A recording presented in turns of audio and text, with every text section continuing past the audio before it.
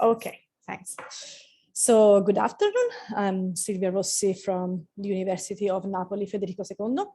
Actually, I think I will be giving you a slightly different presentation with respect to the other.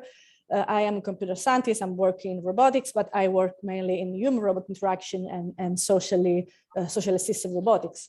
So what I want to talk to you today, it's something different because typically when you work in human-robot interaction, even you are working as collaborative robots, you just focus on the moment when the two entities, the robot and the user, really collaborate. So they are interacting, they are face-to-face.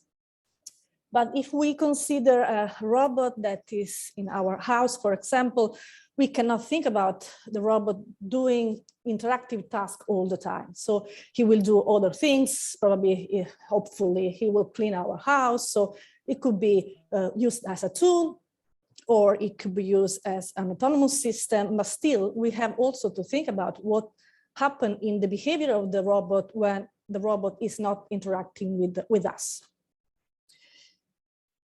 So our aim is to try to understand how to focus on the behavior of the robot, especially in cases of non-interaction, but you will see also in case of interaction.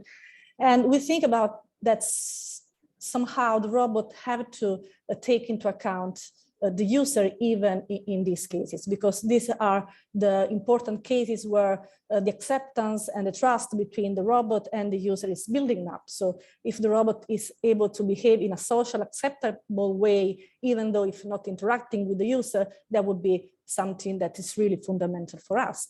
This is not linked only to security, only to safe, but also to trust.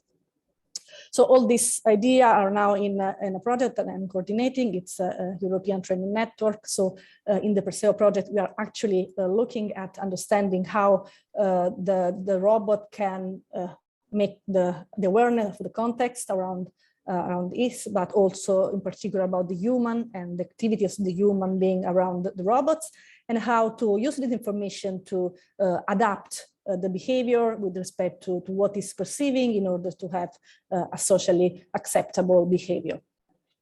So that's typically the first slide I'm showing, because this is a commercial actually, and it should represent a robot that is cleaning our home while we are just watching it on television. So everything is dirt, so the robot start cleaning.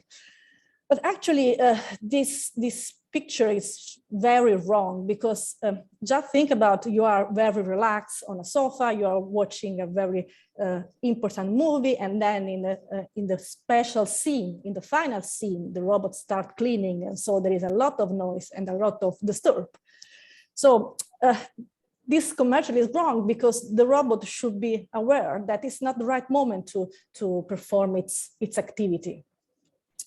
So somehow we need to make these things, the robots, aware of what is going on, so able to predict the behavior of the user in terms, for example, of their goal or the action, and using this information to in their decision-making process, if they have it, and in order to make the decision about the right action, the right timing for the action, but also how to perform an action, because if there are different alternatives, and the robot can choose on how to make an action, this action could be adapted with respect to the user. We will introduce some example of project we had in the past. For example, we had a project where we were aiming at developing monitor technologies.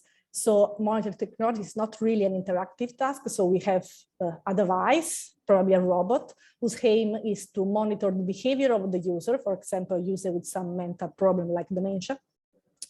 And the idea is that this kind of device may not have to be perceived as intrusive and personal.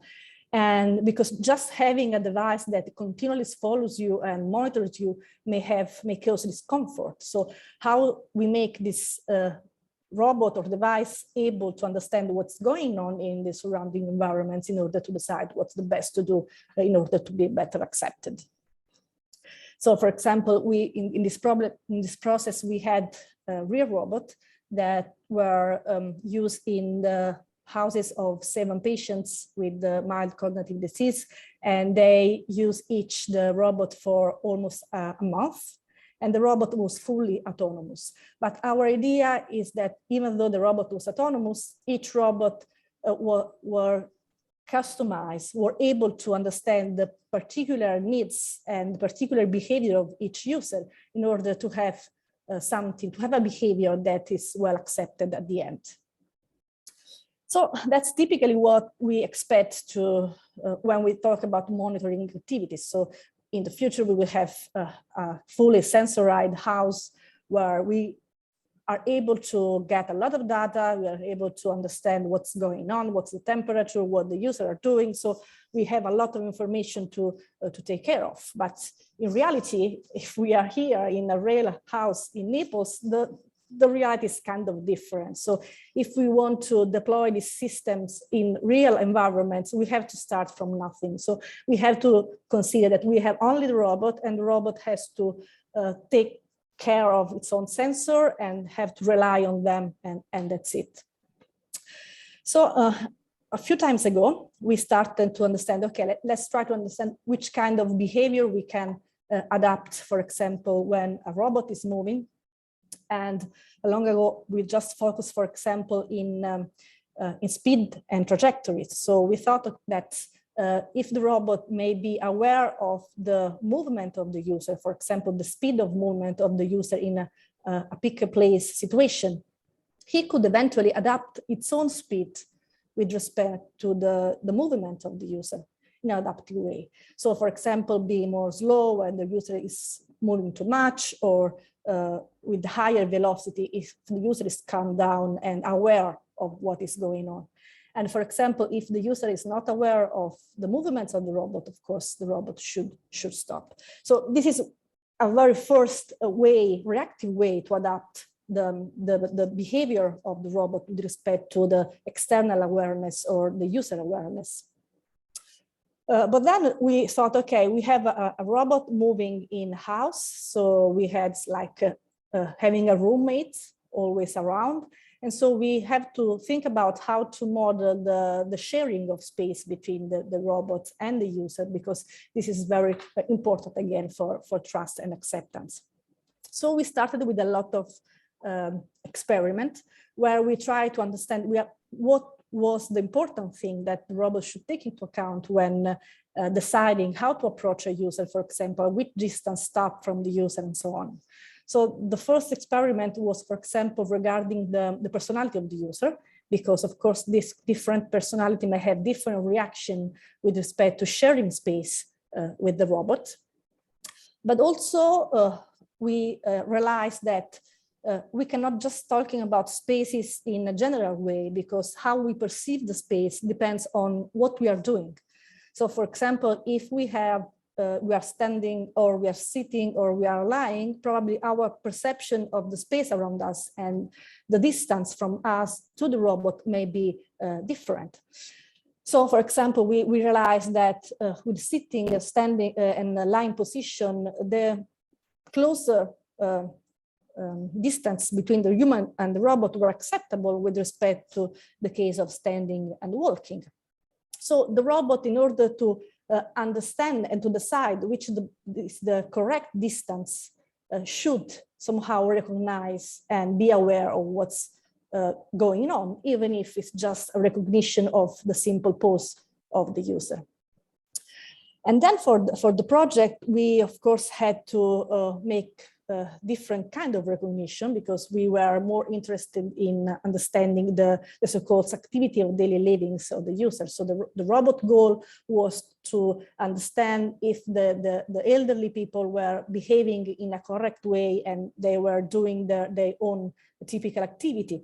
So we started developing, for example, algorithms to try to combine, for example, spatial and temporal relationship that can come, for example, from a depth camera, but also from a regular camera nowadays. And we end up with, for example, also a database and data set with activity that are more related to elderly people staying at home, for example, for ladies ironing or making coffee, cooking, or watching TV and so on. So we were able to recognize the activity, and why not using this recognition also to adapt the behavior of the robot itself again? So what if I'm recognizing that the user is watching the TV? So the robot should not, for example, approach the user in a frontal position, because then he will just occlude the visual point of view of the user that's doing something else. Or the user may be busy in doing something, so intruding the user may be dangerous. So we could use this information, and if we have this information in real time while the robot's moving, again, we can like make some very simple and reactive navigation algorithms in order to take into account the information that we have from the skeleton, for example, and getting a better approaching behavior. For example, here we have a very simple approaching behavior made on paper that was first looking for the user, and once he recognized the user, it will decide the proper approaching angle. For example, in this case, will be approaching by 45 degrees in order to, as I said, not to be in front of the user. But this kind of algorithms, since that they are very simple, can be run actually in also with very simple robot. For example, here in this case we have a Roomba-like robot with a Kinect sensor, and still the robot is able to try to merge the recognition of the activity of the user and to decide which is the best strategy to approach the user itself. Another thing that we are interested in is not just what a person is doing, but also how is reacting. Because again, we don't want a robot to put the user in discomfort. So we don't want the robot to distract the user if it's doing something in particular. I don't want the robot to interrupt the user. So in this case, we should take a look not only on the body movement, but also on other feature of the nonverbal feature, for example, that may be relevant to understand the reaction of a user. So again, also in this case, we thought about to use this kind of data to be used by the robot in order to decide what's the best thing to do. The problem, of course, is that the vision that the robot has is limited. So robot may be able to understand what's going on only once it is in front of the user. And of course, you have to start planning its trajectory beforehand. So while in the first place, at the very last few seconds, it may have a better view of what is going on, then its perceptual capabilities have to be somehow understood before. So we thought, for example, to combine the different data, for example, a first monitoring by a smartwatch in order to recognize the position and a general pose of activity. And then when the robot is approaching, also to rely on the activity recognition, and at the very end, also rely on the feedback of the user. So the possible reaction that the user may have while the robot is approaching. In a different settings, instead of looking at disengagement, so the possible distraction of the robot behavior, we actually looked at possible engagement. Because, for example, in the case of rehabilitation and robot and games to be used for rehabilitation, we want that the children is engaged in the process, because if the children is kept engaged, then its rehabilitation is less stressful. So we actually end up with an engagement measure that combine actually different things, because engagement is not only where I'm looking, so it's not only the attention of a person, but it's also its behavior, it's also its cognitive load, it's also its emotional reaction. So we combine all these different things that we can measure and we can evaluate in order to understand how the person is reacting, how the children is engaged in a process. For example, in the case of the AVATEA project, we measured the facial expression, we measured the cognitive load with the EEG, and we also measure, for example, the posture through the use of tracking of the pose. And for example, for this case, we developed an algorithm that was able to recognize the pose with the very small error, even with large angle of the facial estimation. And then if we have all this information and we have here something that have to be deployed in assistive domain, we cannot just say that the system adapt in a reactive way to the behavior. We want something more, because we want that the decision making of the system should be transparent, in the sense that the therapists have to be aware of what is going on and why, for example, the system is reacting in a particular way with respect to another way. So in this case, and also in other projects, we are trying to understand if we can combine somehow information that come from sensor, come from classifier, so they are subjected to probability, to reasoning that is more a formal logical approach. And in this sense, for example, in this case with the epistemic reasoning, we can combine both the certainty of the data, but also a formal mechanisms to take decision. And this decision, for example, can be used to provide explanation and to provide some information to the therapist of what the system knows and how and why is it reacting in a particular way. To conclude, I want just to mention this last project, because actually this is quite challenging with respect to understanding the context and the human awareness. Because in this project, we are aiming to develop a robotic bartender. Of course, there are a lot of applications developing a robot to make drinks, to make coffee. There are commercial tools also to do like that. But something is missing, because typically there is the interaction, the way that we interact with the barman, that is not just simple a vending machine. So sometimes our barman, it's a psychiatrist, it's a knowledge of information, is a TIVO guide. So we can interact with the barman and have a lot of information. And so spend time while the barman is doing our drinks to interact and to have some fun. So this for us, it was an extremely challenging scenario. And so we decided to take into this. And also in this case, the way we have to, all the things that we have to consider in order to have a proper awareness of the surrounding environments, it's very large. First of all, we can take data from vision again. So from vision, we can, for example, recognize people around the bar, but we can also recognize again the engagement of a person while interacting with the system. We can recognize if the person is within a group of friends or families or just alone at the bar. So through vision, we can have a lot of data that could be used for social aware behaviors.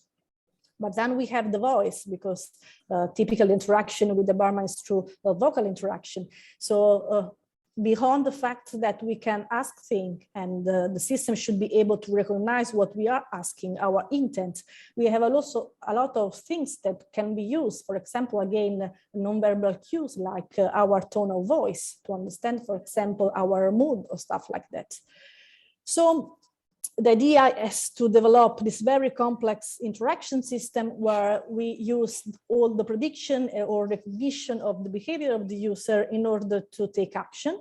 For example, we can have the robot deciding to whom, to which user he has to interact more, for example, because he's the one more engaged or the one more willing to interact. And may decide also, for example, to interact in a serious ways or in less serious ways, like making jokes and stuff like that. And all these things are features that the robot have to predict and to learn while interacting with the user. So for example, here you may see just a quick video of an interaction with the robot. So after the first registration, we have that the robot may interact and point at the user, and may use, for example, different tone of voice. You cannot hear the sounds, but the prosody of the robot change, also the facial expression to show its current states while it's interacting with the user. And also the robot is able to deal with the multiple users simultaneously and share, make a turn taking between them in order to have a pleasant and natural interaction with all the people at the bar.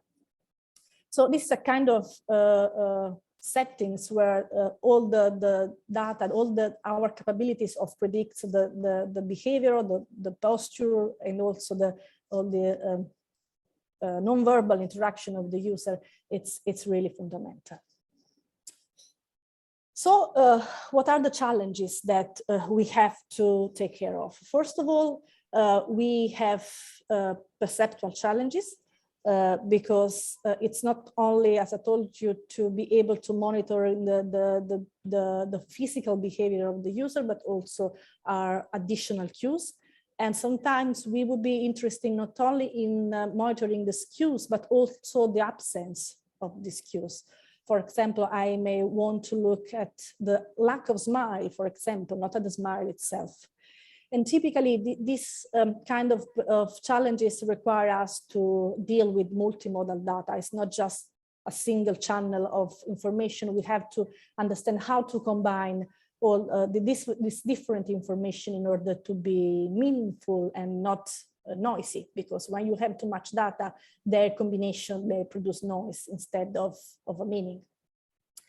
And so all this data, our focus is that this data is really needed within the robot control mechanism, because as I told at the beginning, it's not just a matter of providing a safe interaction where the robot behavior have to be safe with respect to what the user is doing, but I really believe that it's a matter of trade-off between effectiveness of the movement of the interaction, but also acceptability of the interaction itself. So in order to be really used and to make the user comfortable with the robots around, we need all this prediction and data to be included, even in a simple reactive way, but still have to be included in the planning and decision loop of the robot.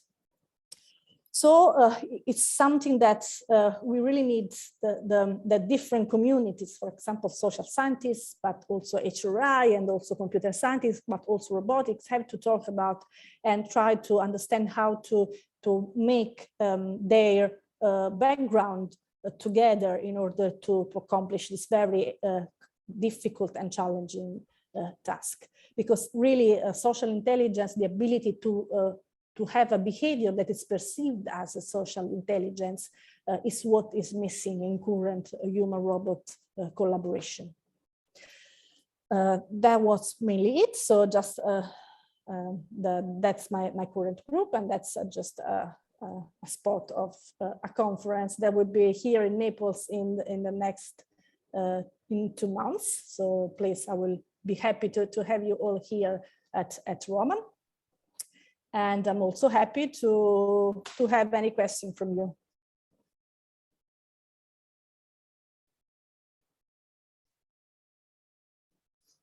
Thank you so much for giving us those insights onto social intelligence. We have time for one very quick question. Anyone on the Zoom call or here in the audience have a question?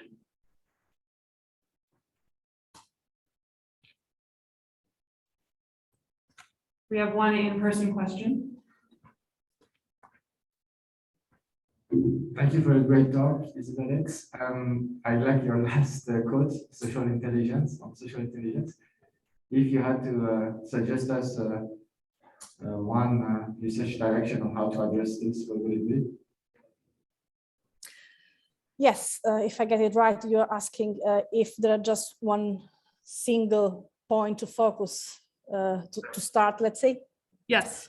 Yeah, so I would just say that the simplest thing would be to, if there is a contact, face-to-face contact of the robot with the user, is to monitor the reactions.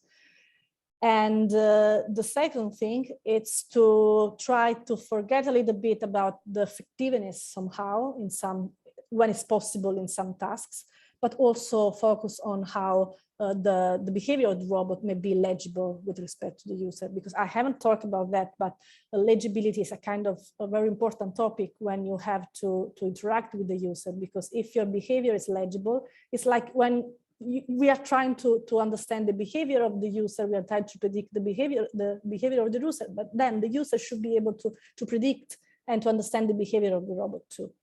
So with the robot, it's even more complicated because they may have different strange and unusual movements. So predicting their behavior, it's really a challenge for the user. Thank you. Thank you so much.